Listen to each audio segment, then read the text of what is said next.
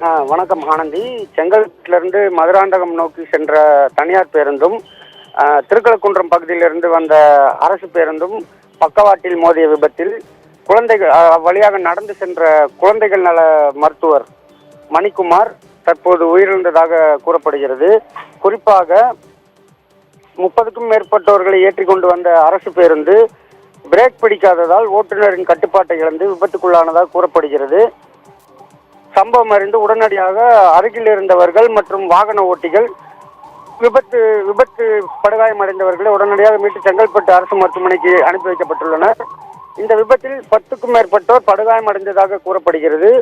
குறிப்பாக காலையிலே நடைபெற்ற இந்த விபத்தின் காரணமாக மாமல்லபுரம், கல்பாக்கம், திருக்கழுக்குன்றம், திண்டிவனம், அச்சரப்பாக்கம், மதுராந்தகம் உள்ளிட்ட பகுதிகளில் இருந்து செங்கல்பட்டு நோக்கி வரும் வாகனங்கள் சுமார் 2 கிலோமீட்டர் தூரத்திற்கு நின்று கொண்டிருந்ததால் அவ்வழியில் கடும் போக்குவரத்து நெரிசல் ஏற்பட்டது. இதனால் பள்ளி செல்லும் மாணவிகள் பாதிக்கப்பட்டுள்ளனர்.